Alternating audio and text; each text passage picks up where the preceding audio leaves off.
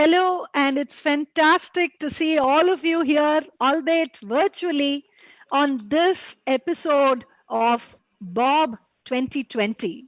This is the fourth such conference that we are having.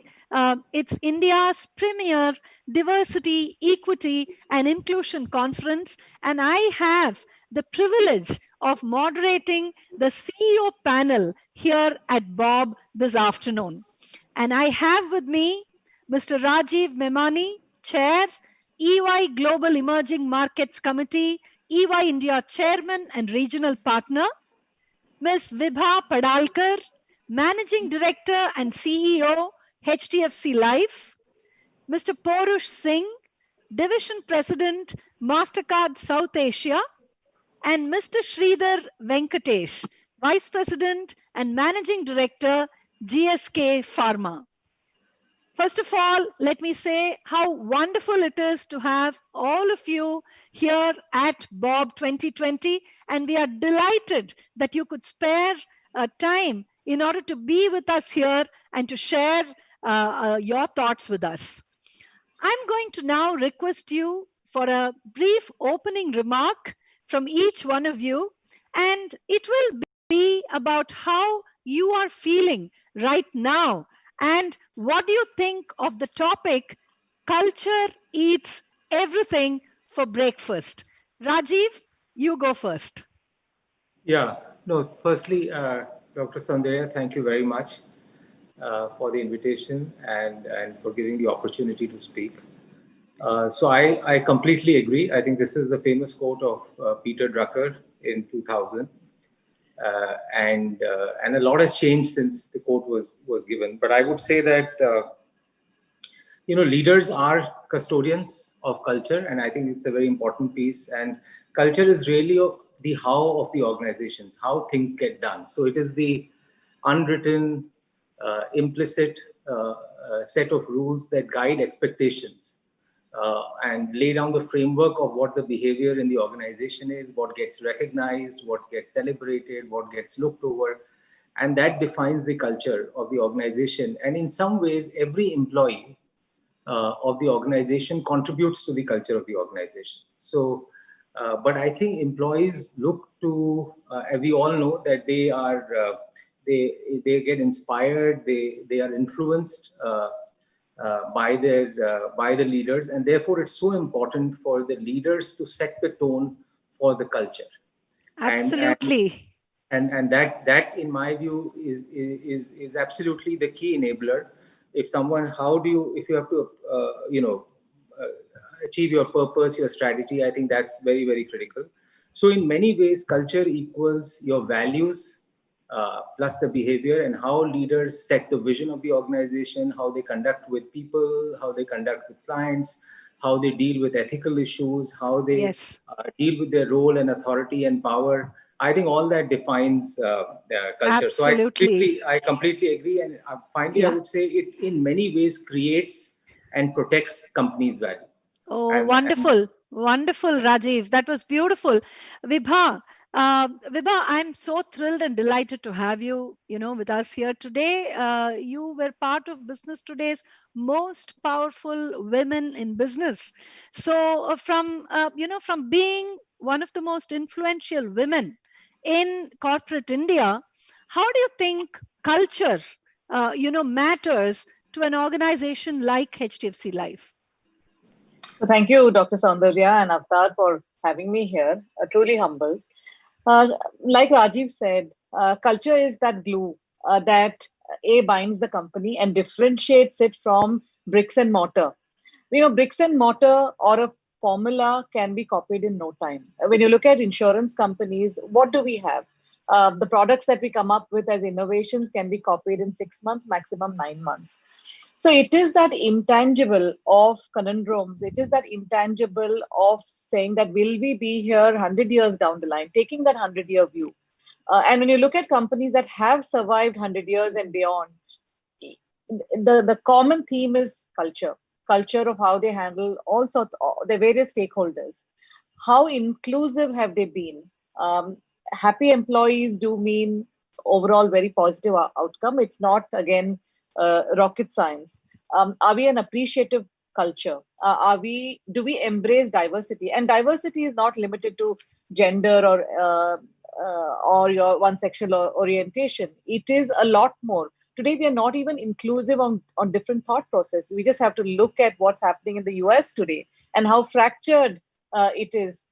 So are we encouraging? Because if everyone is thinking like me, then there's a problem. I want people to challenge and do it in a manner that is strong, but at the same time inclusive of someone else's thought process. And underlying all of that is the set of values, which there is no playbook. It is more European style, say in accounting, than US style, wherein it's not a set of rules. One has to figure it out for yourself as to, if I took this decision, then in hindsight, when I'm not there to defend this decision, will it still withstand the test of time?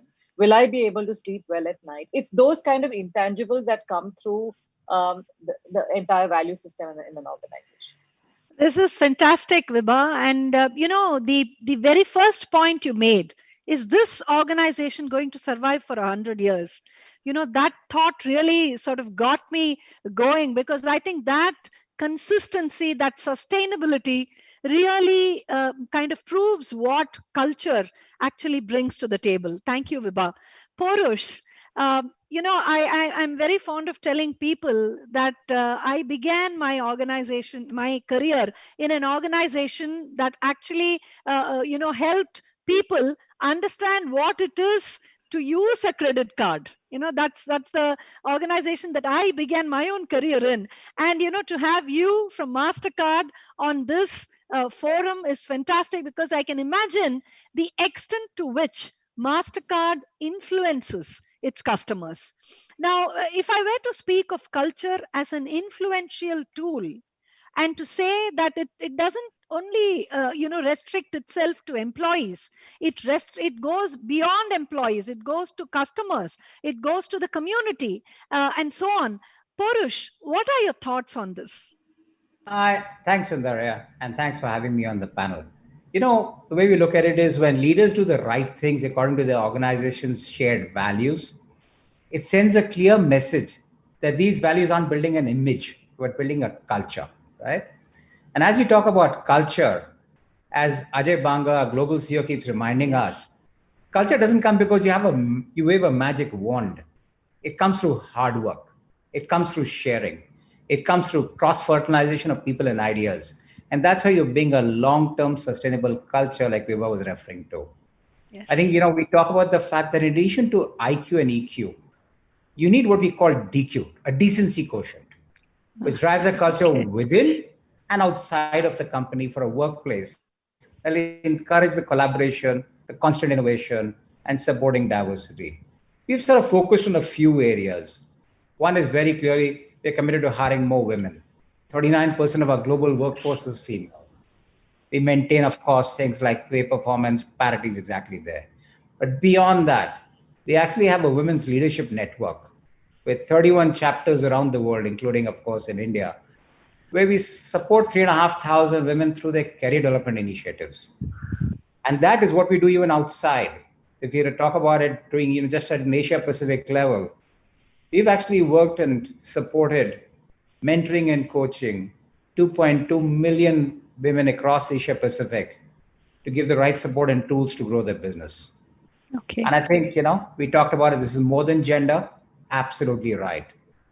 Whether it's in terms of financial assistance, adoption, surrogacy, wherever legally permitted these things, it has to be important for people who are LGBTQ also. And lastly, it has to be a culture which goes beyond diversity and focuses on cultivating what we would call an inclusive atmosphere.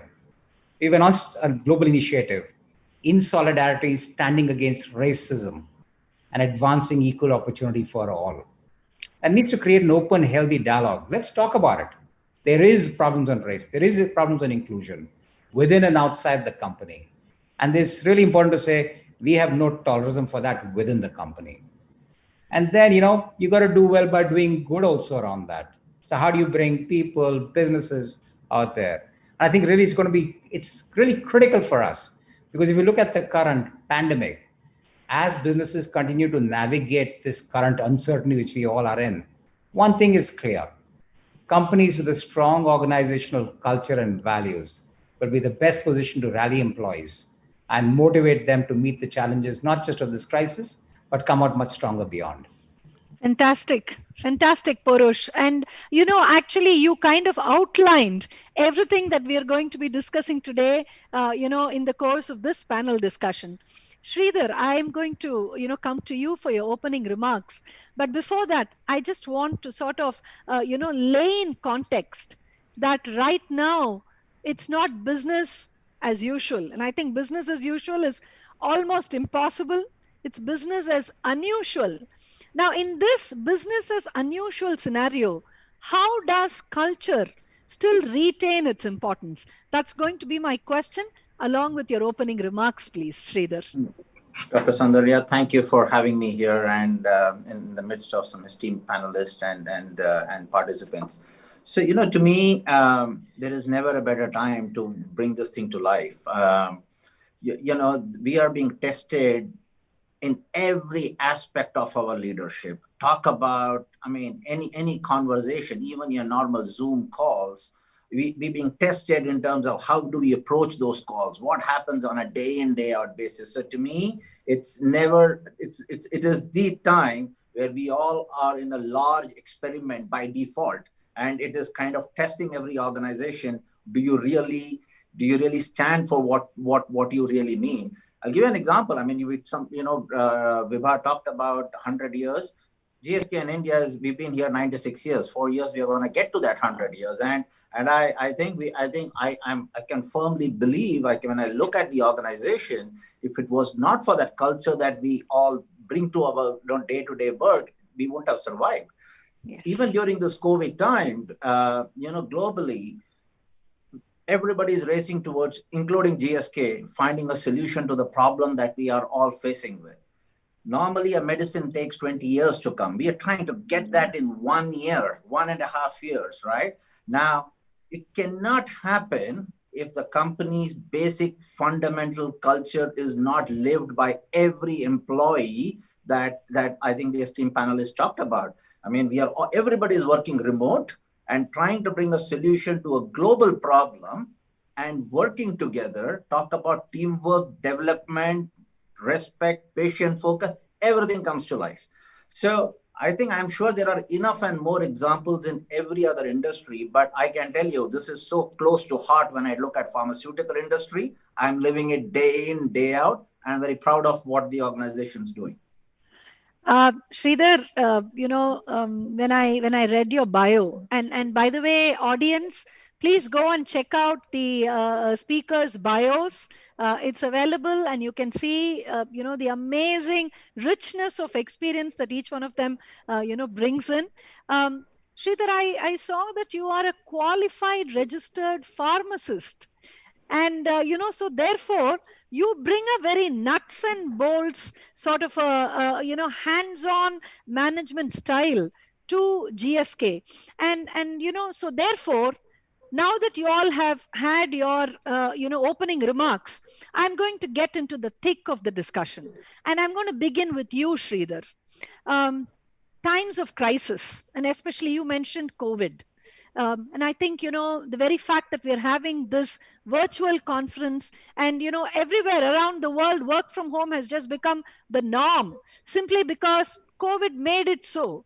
I think such times of crisis, such times of adversity, it's not just the employees who are looking up to leadership.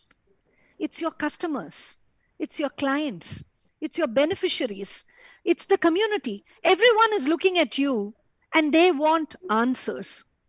So my question to you is, during this period of uncertainty, when you have been at the helm of things at GSK, how did you leverage culture in order to drive home that sense of safety and security? My only request is to all of the panelists, kindly keep your responses brief to under 2 minutes so that we have more time to, deliberate.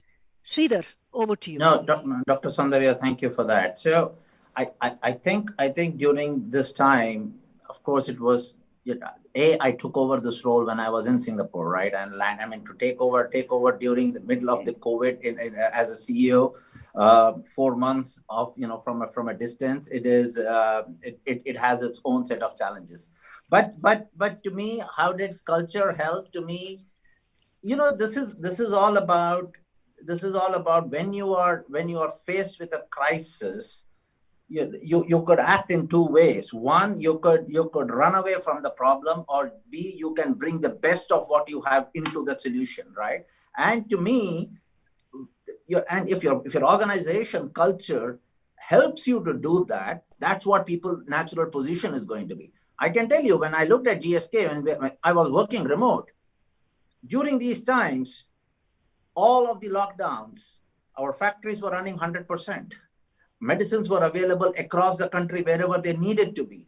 And this is not by magic that it happened, right? It took hard work. One of the panelists said it takes hard work, and it brings you bring that thing to life. People were working through COVID with their whatever had to be done, PPE kits, masks, all of that, but making things happen because the purpose was very clear. Medicines have to be accessible to people. And that's where I thought during these times, I think I saw the best of the people, and they gravitated toward doing the best rather than running away from the problem. Okay.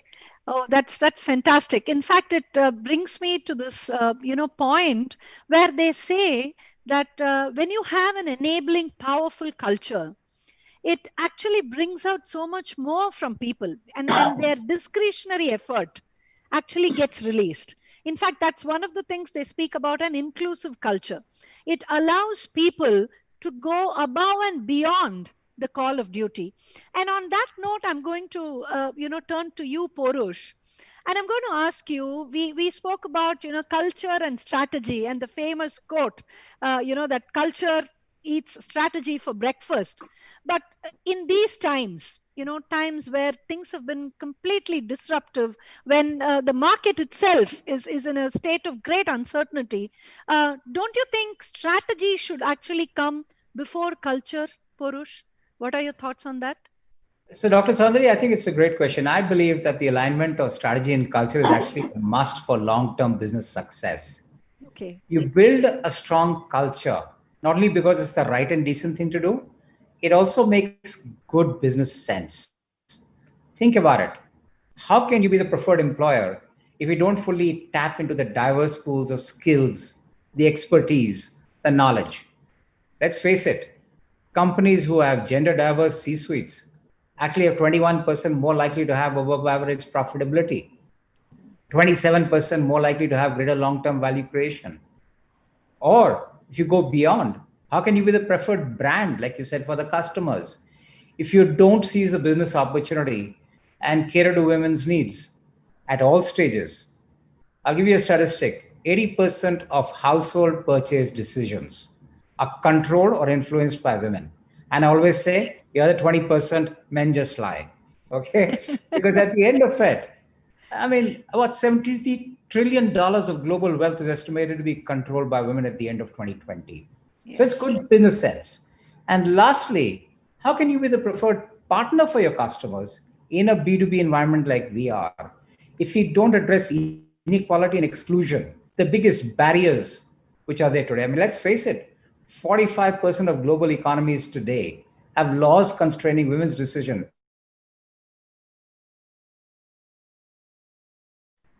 Oh, fantastic. Porush, you actually nailed it when you said, we cannot be prisoners of archaic, systems and processes even today. And that brings me to my question to Vibha. Vibha, we need to disrupt certain things. We cannot hold on to archaic, systems and processes. We need fresh blood. We need change. But at the same time, culture is all about continuity, isn't it? So how do we do this? Isn't this a little, sort of confusing? You need change, you need disruption, but at the same time, you need a consistent culture. How do you marry these two, Vibha?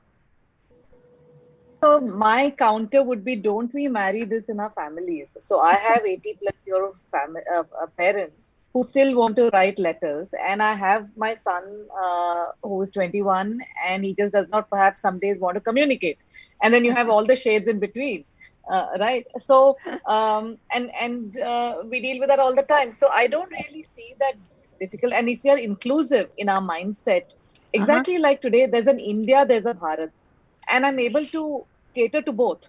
So this kind of a dichotomy is going to be increasingly there, and for a company to thrive, one has to embrace this dichotomy. So I don't see that as an issue at all. Okay. And one needs to have that stability, the tried and tested formula. At the same time, disrupt yourself so that someone else does not have to disrupt you. And within all of that, if you have a strong values-driven company, all of this is taken in one stride, because you know that we are out there to meet the objectives of our stakeholders, and we have to be where the stakeholders are in the way that they want to deal with us, and not say we are this and this is how we are going to be, and be rigid in our mindset. So agility and flexibility of mindset is what it comes down to. Oh, fantastic. Fantastic. This agility, it reminds me, the whole concept of being fluid, of being agile, it reminds me of this very interesting term that I read in a HBR article some time ago, which is called quiddity. They call it quiddity, and quiddity is the why of culture. So you have culture, you have organizational culture, which basically is a set of shared values, beliefs, processes, and so on. And then you have quiddity, which is actually the reason why we pursue that culture. So my question, and that comes to you, Rajiv, is, an organization's founding history, principles that align and anchor it, internally, all of this put together is what this quiddity or culture is all about. So very often a leader, the leader might not be the founder of the organization, but the leader would be called upon to articulate this culture to the people. Now my question to you is, Rajiv, how much of this articulation, specific context being with EY, do you do frequently? Do you actually, talk to people about your culture, Rajiv? Yeah, we do. It's a great question. So yes, we do, and we do very often. In fact, I will, before I start, I'll just narrate a small conversation. So I have a quarterly update with my global chairman. So I was having with him last night, and at the end of that, we talked about US elections and everything else. But at the end, I asked him, so I said, Carmine, what is that? What is the biggest worry that you have? He says, Rajiv, my biggest worry is, if people are going to stay out for 6 more months, what do we do about our culture? That's what differentiates us. So yes. So, and I said, I have a discussion tomorrow. So it's, good point. But that's very important. But for us, what is very important is the purpose. When you talk about the culture, it is in the context of our purpose. And our purpose, we spend a lot of time in articulating our purpose, which is building a better working world. And how that is our reason for existence, and how do we relate to our people? I think that is very, very important. The second thing is, whenever we talk about culture, we try and set expectations. How will your culture help you achieve the purpose? How will the culture help you achieve your ambition? Because I think there has to be some tangibility to that. You have to live your culture every day, but there has to be tangibility to that. And third is, you have to ensure that not only it's not about me communicating, but the entire leadership team has to be completely aligned on the culture. And I think you cannot take any anyone who is not aligned to that. I think it breaks the entire rhythm. So I think those three things are very, very important. There are also tactical things that we do. So for example, when we are looking, especially in these times of change, if you want to say, okay, these are the things you want to stop. These are the things you want to reinforce, set of behaviors. These are the set of behaviors you want to start. I think that's very important. And when you're starting something or reinforcing something in today's context, I'm saying, what was from to do is very important. For example, for us, people engagement, having meaningful conversations with people, authentic is very important. So earlier we said, okay, at an average, a manager should be spending at least 10% of his time engaging with his teams, leading his teams and everything. We now say that from has to go to 25%. So that from 10% has to go to 25%. Secondly, earlier people, when communication was happening, you always talked about, just giving the good news. So now it's, share the bad news, share whatever is happening, just be very authentic in your conversations. Thirdly, as was mentioned earlier, there is a lot of fatigue right now, one meeting after the other, one meeting after the others. So, can we set aside? So that's the from. And two is, can we set aside specific times in everyone's calendar when there are no Zoom calls, no meetings? So, what are the specific actions that you can take? Tactical, but what are the things that you can take? And the most important thing to reinforce culture is to get the commitment of people. And we have 4 or 5 rules that we follow in terms of how you get commitment with people. So one is transparency is important, but even more important than transparency is trust. So how do you build trust? And because when you have trust, then people commit. They can talk about things, they can talk about their weaknesses, and then they fully commit to the culture. Likewise, as I said, authentic conversations. The third thing is not only don't just say thank you, but appreciate. So thanking is very important, but appreciation is even more important in the way you celebrate the right cultures, you celebrate the right behaviors and everything else.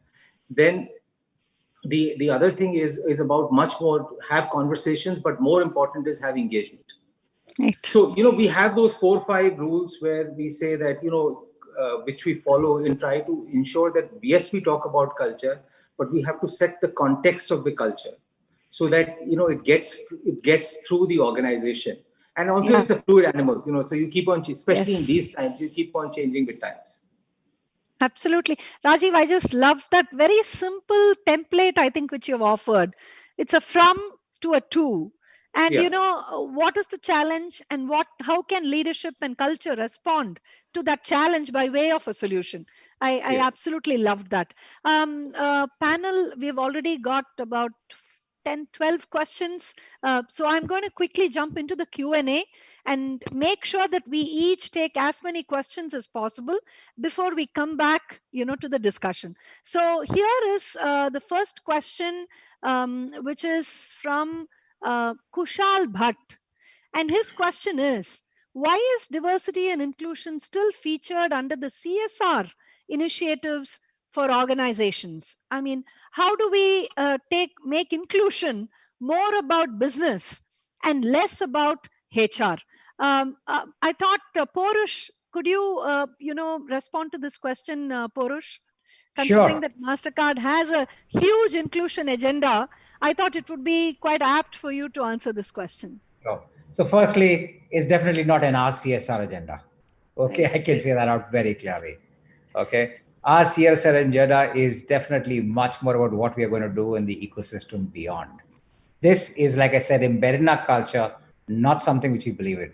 And I can also add to that, it cannot be driven only with HR. Even if I was to take the other example for organization, which do, those who succeed in this culture change has to be organization-wide. As Rajiv said, constant two-way communication.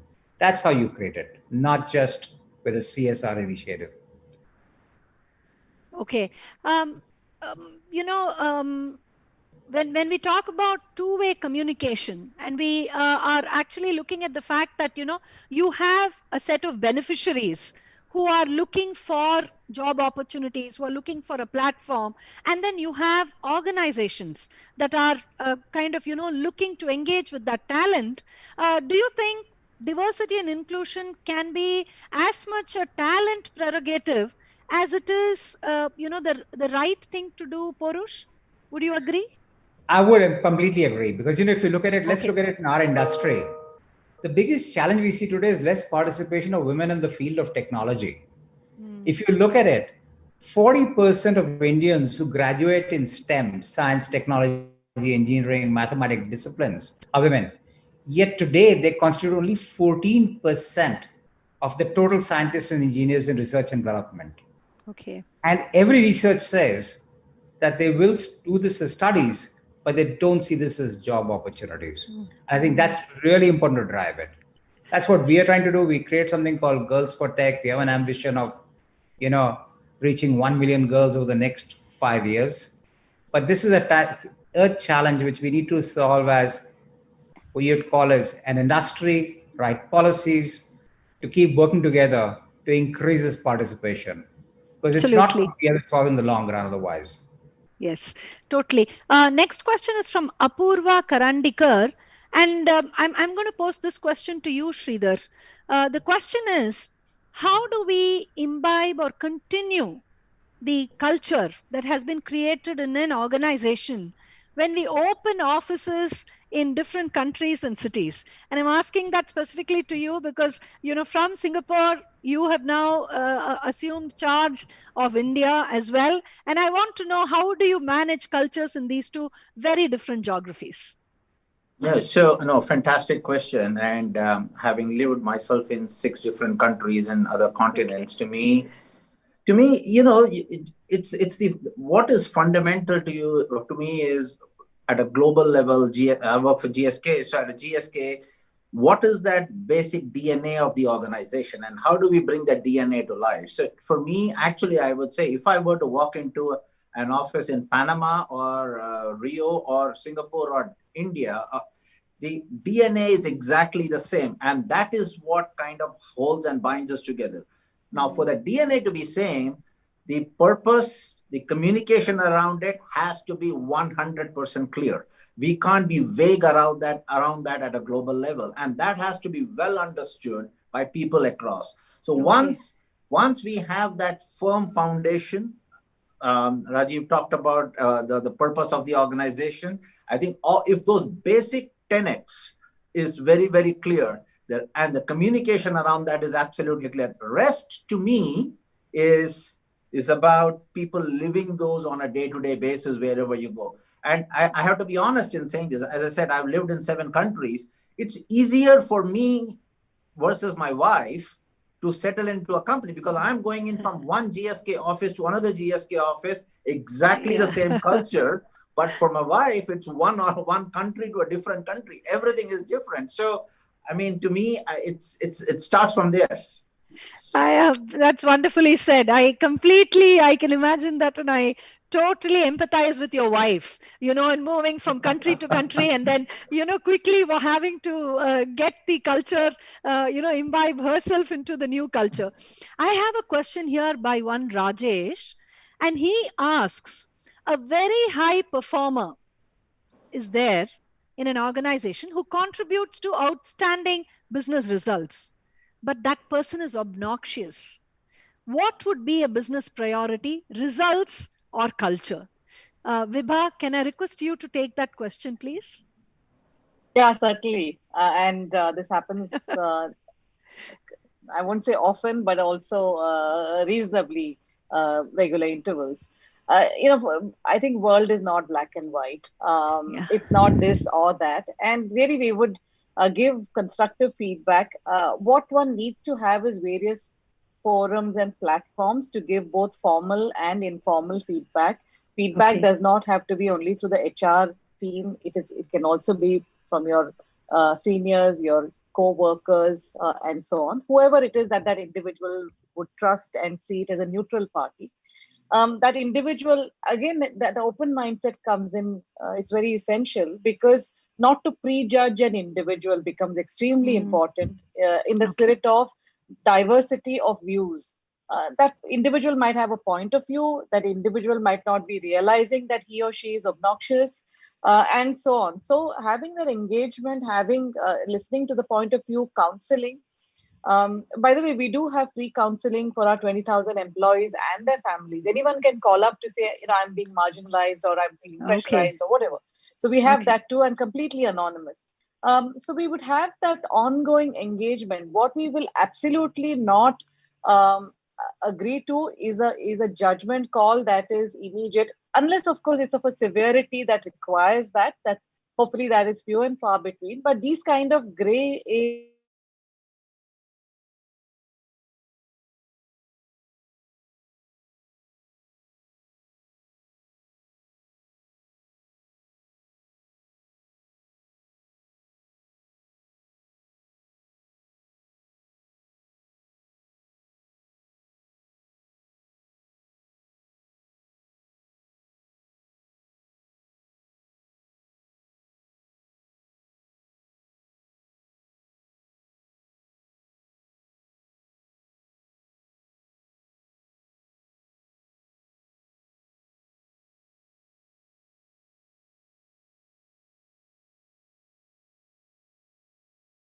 will do that as the last resort and not a knee-jerk reaction.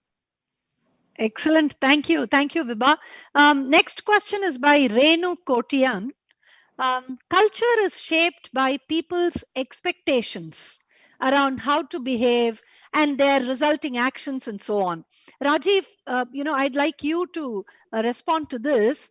Her question is, how do we address reaching the stage of consistency of culture in large organizations? How do you create consistent culture in large organizations when finally it's about people who behave, differently?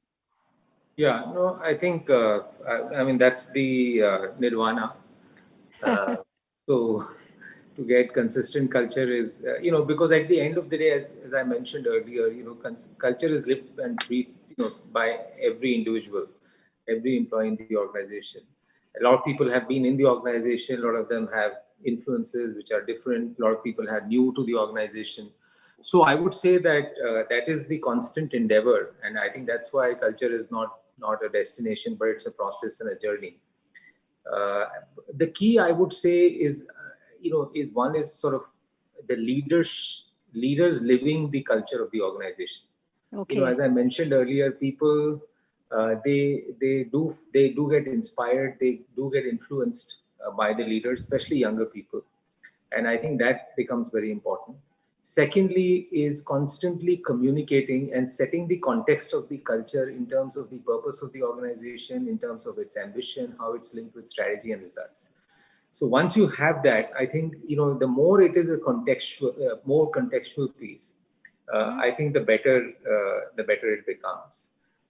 And the third thing is that just rewarding the right culture, and at the same time leaders talking about where they see wrong behaviors, calling that out is equally Okay. important. So at least that then becomes a very good layer to say that people know what's exactly rewarded in the organization and what is penalized in the organization. So that becomes very clear. And the more you can set it up, some things you can set it up with greater level of objectivity. For example, in the current times where communication is in an overdrive, and the relevance and importance of culture is more so than ever before, I think it's more easier to articulate that and everything.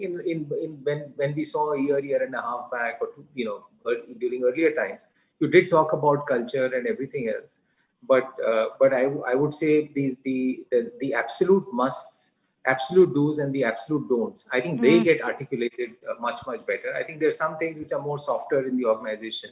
Yeah. I think they get more time. And there are some things, for example, if you have something like teamwork, and do you incentivize teamwork separately? Right. And and once you incentivize teamwork, are you showcasing it to the people that you're incentivizing teamwork over anything else? And then that gets addressed much better in the organization. Yeah. And to highlight that, to bring that, and in relation to your earlier question, you have a prima donna who's sort of super performer, individual guy, versus someone who's contributing to a team, working very well in a team, creating similar opportunities but encouraging team. Now that's the dilemma, right? I mean, who do you reward? How do you reward? What do you incentivize? And then how do you showcase that? So those are some of the things that organizations and leaders have to deal with and live in.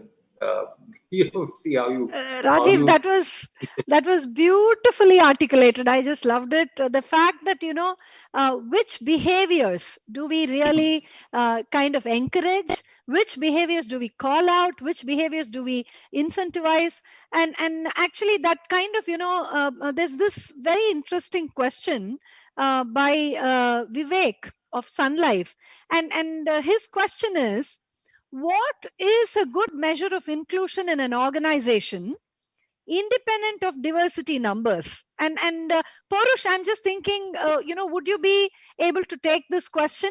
What is a good measure of inclusion in an organization irrespective of diversity numbers? I think I think it's a great question, right? Because diversity is something we measure in some markets, not in every market, right? Because that's not what it is. I think diversity, to my mind, is not just gender. It's diversity of thinking. It's diversity of ideas. It's a diversity of innovation. It's a diversity of discussion. Diversity is a lot more. I think we Yeah. tend to get thinking only in gender diversity. And I Yes. think, therefore, when you want to drive it, somebody talked about the fact that it's through people, you need to keep on driving it. And the only way you can keep on building it up in an organization which is growing rapidly, to build that, is it has to have a few tenets, if I can call it that: decency, respect, equal opportunity. And it's not something which is done by leaders, it's shared by everybody: people Right. managers, everybody else, workplace decision makers.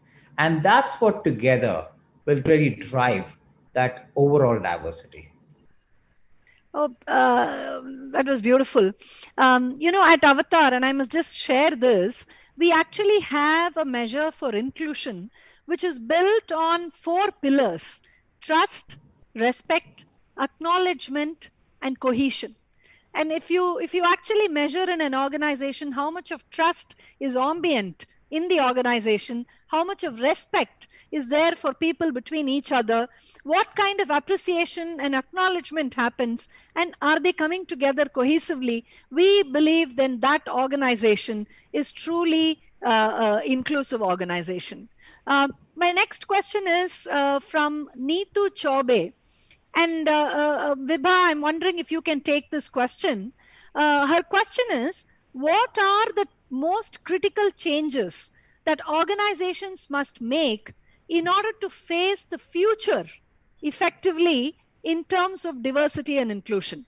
So she's combining three aspects. She's talking about what are the changes that organizations should make to face the future effectively in terms of diversity and inclusion.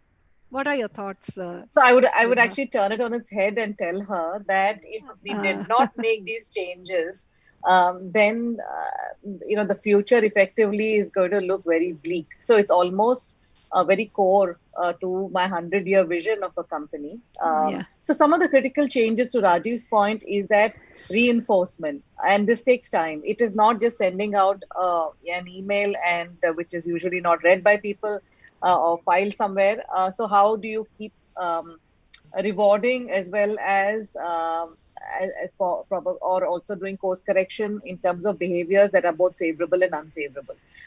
One has to second point is one has to walk the talk as leaders in small ways and big ways. One is being watched extremely closely and usually put on a pedestal wherein the only way is to fall from it. So that's something that people, and especially younger people, are again fairly critical, fairly in your face, and so that's the second point. Third point is in terms of your wider ecosystem is also being watched. So it could be apart from the obvious ones like your shareholders, etc. But even how do you deal with your vendor community? How do you deal with your Mm, partners? yes. How do you deal with the CSR community? So all of this goes into the question about these are the critical changes, and one has to watch out for consciously on inclusion, on openness of mind, which will then result effectively with these things automatically. Some of this success will come through. Okay. Okay. Thank you, Vibha. That was quite thought provoking, and I'm just like ticking off every aspect of it and wondering it is like a formula with regard to how you can implement this in every organization. Sridhar, I'm going to put you a little bit on the spot right now, and I'm going to ask you a question which is more like a complaint that Jyoti Rangappa, one of our audience members, has, and she just wants to address it to the panel. But Sridhar, I want you to take it. It says many companies are dominated by men. At what level should gender equality actually start? That's her question, and Sridhar, I'd like your take on it. No, no. I mean, it is. These are all very valid questions, and I think Yes. questions that should be asked. Because unless Yes. people ask these questions, I don't think the needle is going to move. And overall, right? So I think, to the credit of what I see across many of the companies, this question is right there on people's agenda. I mean, like so. For example, I can talk about GSK. Uh-huh. Um, is a clear recognition that we need to do a lot more. I mean, we are not there yet. I mean, if I look at my sales teams, 95% of them are men. Now, you can hide behind the fact that and say, hey, it's a very tough job. People need to be in the field and stuff like that. But I think there is an opportunity, I would say, to create those environments, and we are working towards that very much to try and see how best we can do at all levels. Having said that, I also think we need to be thoughtful about, we need to attack this at different levels, right? I mean, what can we do at a leadership level? So let me give you one just example. Again, right or wrong, we can all debate about it. So when I'm looking out for interviews and when I'm looking for candidates, one of the things I push back on any agency which brings me candidates is I need an equal representation of women to start with before I'm starting to look at the resumes, because it starts right from there that you don't get those resumes. You don't push the boundaries. They don't come to the table at all. So we start from those aspects that, hey, I need to see that, and then move on from there. We're talking about a young future leaders that we are hiring. Again, there is going back to Purusha's point, how do we get some of these smart people into the workforce? And there has to be that conscious thing. And I don't think it has to be at what level, which level. The more the organization is aware, the more you will start to get them, and you need to build them up. I don't know if I satisfied the question here. There's never going to be a satisfactory answer. There's always going to be a debate. But I'll stop at that. No, I think, organizations like us, for instance, Sridhar, like Avatar, we have spent 20 years in trying to, make sure that there is adequate representation of women in the workplace. And we begin, from absolutely the grassroots level. We, in fact, have this project called Project Putri, where we mentor about 6,000 corporation, government, trust-run school children, young girls, between the ages of 13 to 18, and we teach them career intentionality. And we believe that these Putri scholars, when they graduate and when they enter into the workplace, they will be part of the hiring pool of organizations like yours, simply because they are career intentional, and that is needed by women today. So my next question is actually another very interesting question from Balaji Valliyappan. And the question is, obviously, we are all, working from home, working remote due to COVID. And the question is, will the extended, prolonged timeline affect an employee's sense of belongingness? In fact, I remember just before this, the panel discussion, we were just having a chat and we spoke about this. So this question, I was just thinking, Rajiv, would you like to take this question? This prolonged, extended, sense of uncertainty that the COVID virus has actually sort of brought about, will that affect an employee's sense of belongingness? Yeah. No, I think I briefly referred to earlier also. Before I get on to this question, Sridhar, I have one suggestion. One of the things that we do is that we incentivize the headhunters or research or the search agencies differently if they get a diverse candidate. So I think that in a way also acts as another sort of financial motivation for them. So I definitely think that's a real challenge, and I think that's a real challenge in an industry like ours, where part of the deal is really apprenticeship. When people come, they join in as young chartered accountants or software engineers or MBAs, and I think a lot of what they learn is through experience of meeting, working together, going on the jobs, sitting in a taxi together, discussing on what they should be, talking to the client, what is the presentation, what is the deliverable, and everything else. And that creates the sense of belonging, right? And I think that's something that we, as I said, when I mentioned to you earlier that, that was the biggest concern when I was having our conversation with our global chairman. He felt that was that in his mind is the biggest issue. And I completely agree. It's a big issue. And that's why, as a lot of organizations, I'm sure, are trying different things to ensure, how do they have much higher levels of engagement for different Right. reasons. One is there are reasons around there is much higher level of stress in the society.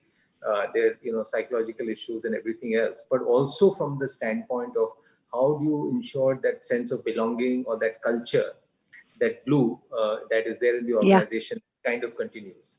And therefore a lot of organizations I know we are doing this, creating a lot of, trying to have a lot of informal get-togethers. We have started something Okay. which is called EY Social, which is, which are 7 different sort of hobby clubs that we have created. And in each, so this could be around photography, literature, food, Wonderful. sport, everything. And I know a lot of people probably would have done that. And basically get experts from wherever, from around the world, and take up regular challenges. So just find different ways Yes. that you continue to engage people, because that's the only way to create sense of belonging. The second is how do you digitize more and more of your learning and development curriculum. Third is how do you create, obviously everyone's navigated massively into technology, but how do you ensure that the technology is increasingly leading to far greater collaboration digitally than what it was earlier. So constantly challenging yourself in terms of Okay. what we can do technologically. And the fourth thing which I am now realizing, and you can see from the third point also, a lot of focus is in these current times is around technology, digital learning, digital this, digital that.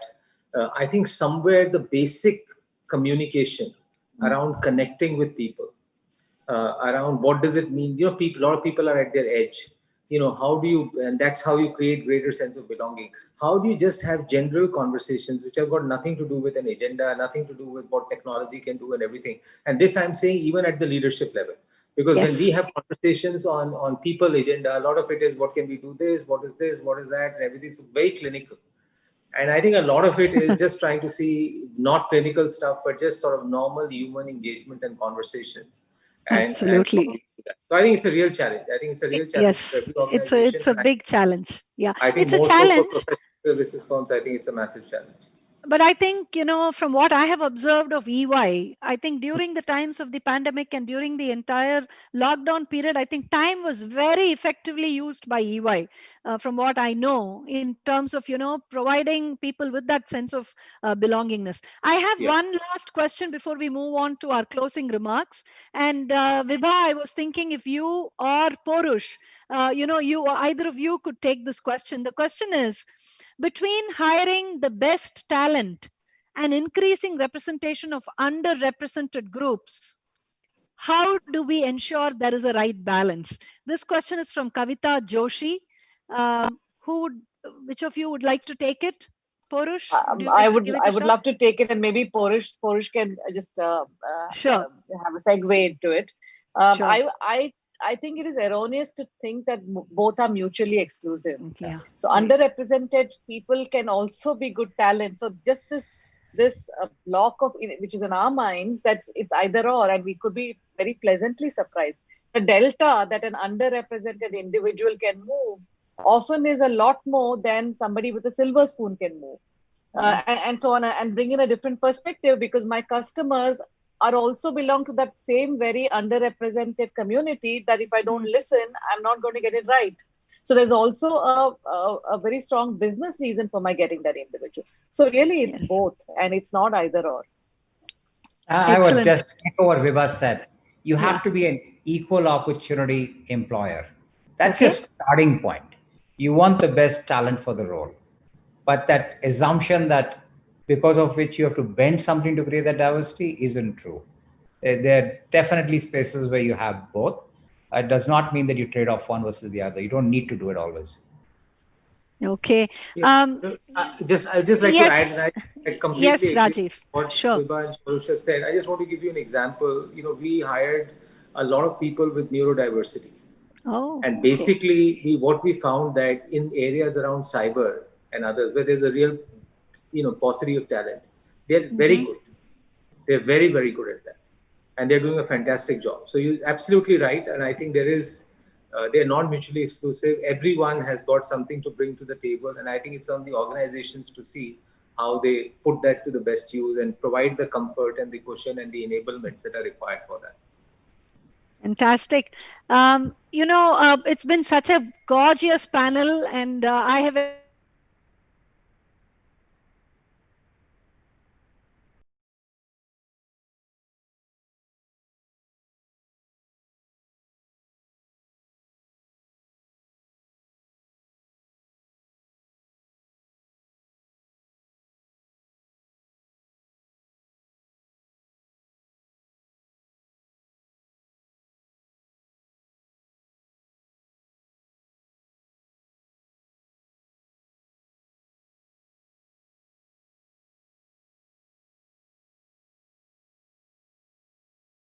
organization has kind of continued even into the homes of the people. With that, I'm going to request each of you for a very brief closing remarks before we hand this panel back to the MC. So I'm going to request Vibha for you to go first. A very brief 1-minute closing remark. So I believe that a strong, inclusive, and appreciative culture is the driving force behind sustainable growth. So, and this is all sorts of diversity that we talked about. And the more we engage in conversation about culture, the closer we will be towards building a successful breed of new age employees and other people that are aspirational to create something bigger than a sum of the parts. And that's really what hopefully we have started doing in small measures. Super, super. Thank you, Sridhar. No, thank you. So to me, I mean, every organization has their commercial priorities very, very clear. Right? What we call as commercial performance. Yes. I mean, there is a room for every organization to look at, is there a cultural performance and what comes under that cultural piece, and are we living those values on a day-to-day basis? And within that is all some of the various points that was talked about by the esteemed panel. And I think the commercial performance is something that comes naturally. The other one does not. And that requires at many a times for us to be self-aware and work the organization towards that. So I'll leave the panel with that thought. Beautiful. That was fantastic. Purush? We're an organization here where we were less than 1% of the company's trend to becoming the second largest workforce outside the US. And I think. Okay.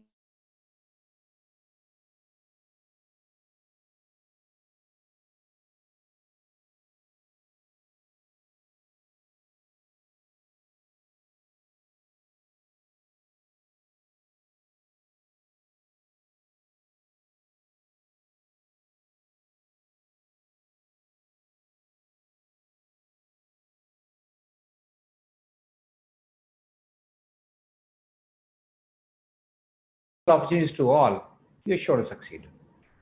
Fabulous. And finally, Rajiv, a 1-minute closing by you. Yeah, sure. I mean, I would say that everything that I agree with everything that has been mentioned. I think we cannot underemphasize the importance of culture. But I will say 3 dilemmas. So I would rather sort of end with just sharing 3 dilemmas.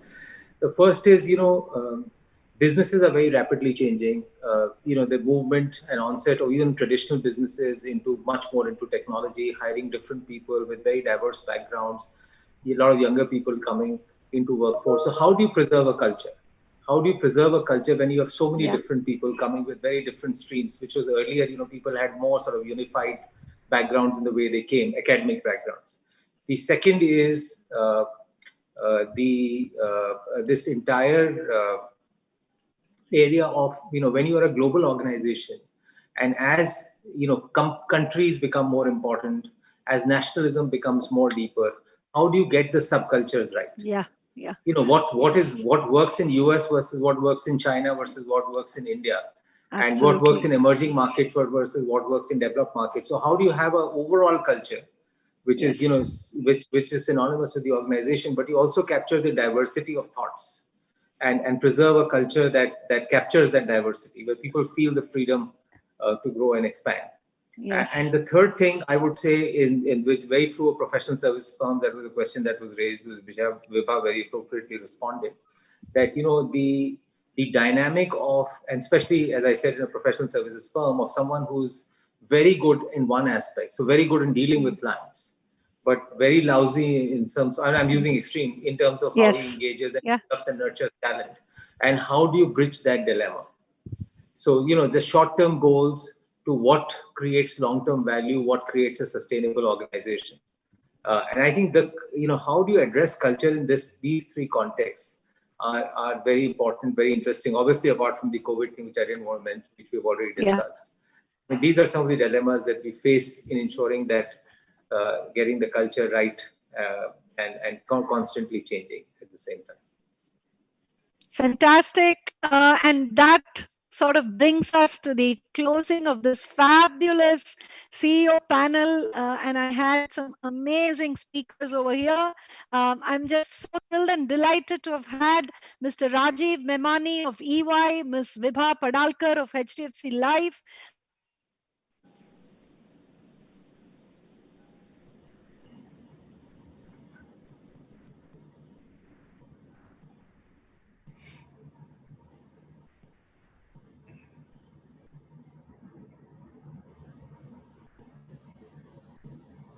Sorry, I think I got cut off. I'm just going to say a big thank you to all my panelists. And here's taking the journey of diversity and inclusion ahead. Thank you. Thank you. Thank you so much. Thanks, everybody. Thank Thanks, you very much. Piyush. Thanks, Sridhar. Thank you, Vibha. Thanks, Rajiv. Thank you. Thank you. It's a fabulous discussion, and you were rock stars, each of you. All the Thank you. panelists. Thank you very much. Thanks. Yeah, Thank you. Thank you. Thank you so much. Thanks.